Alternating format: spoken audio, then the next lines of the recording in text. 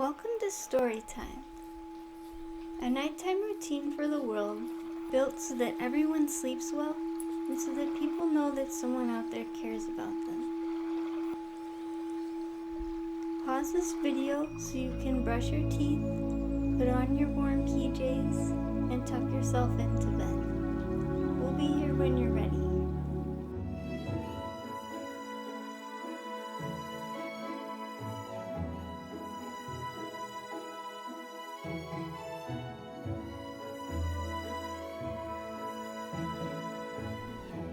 Tonight, we'll be reading You Found Me by Beth Seidel.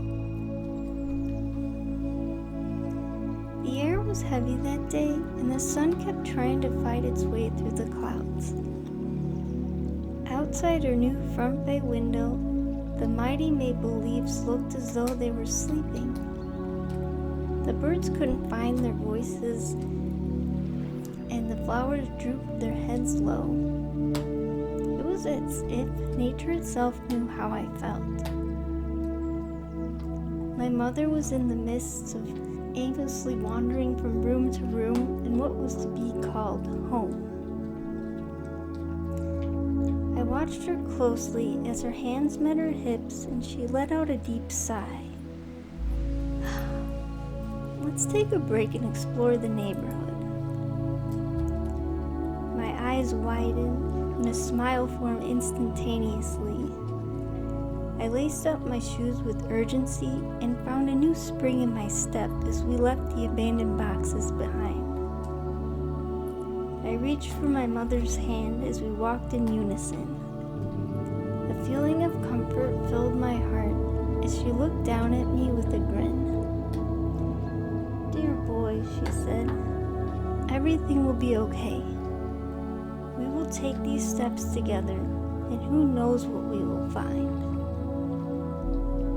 A few minutes later of admiring the sweet smells of honeysuckles that lined our sidewalk, we heard the echoes of laughter fill the air.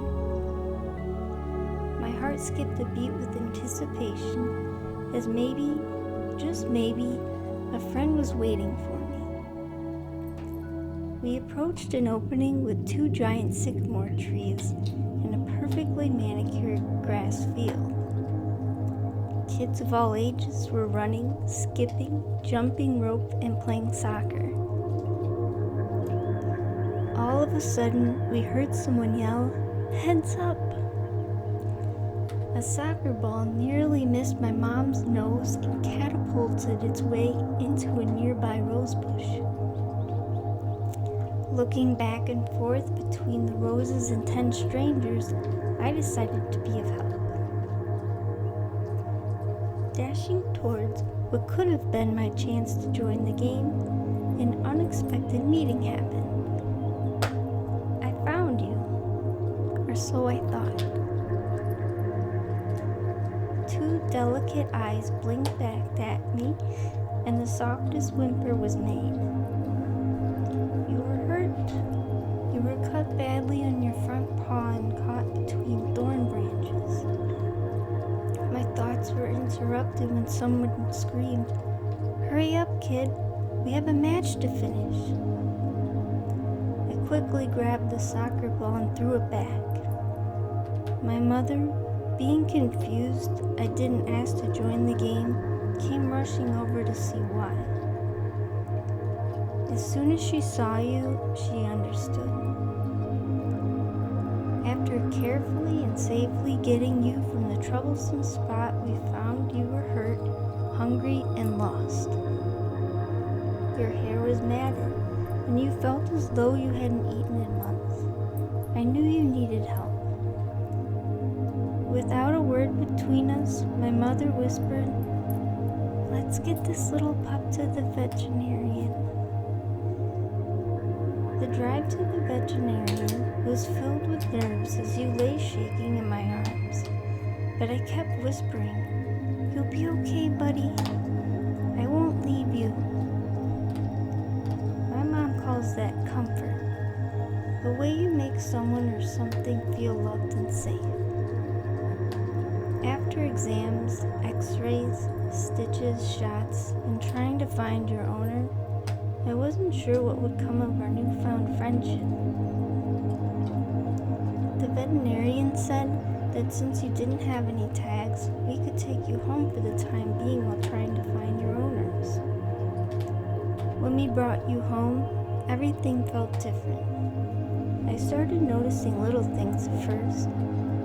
The sun shined brighter. Our house felt warmer. I met new people and they became friends as I took you on walks throughout the neighborhood. You even became the soccer mascot who fetched the ball when needed. You helped me find my laugh again. And at night, my mom and I would read our favorite books as you fell asleep next to me. Everything felt safe. The weeks went by, and then months, and the seasons changed. No one came to claim he was theirs, but you certainly were mine. I thought I found you that day, but now that I think about all of the love, comfort, and joy that you brought back into my life, it was you that found me. Thank you so much for being with Nash and I tonight. We hope that you sleep well and that you have good dreams. We'll see you next time.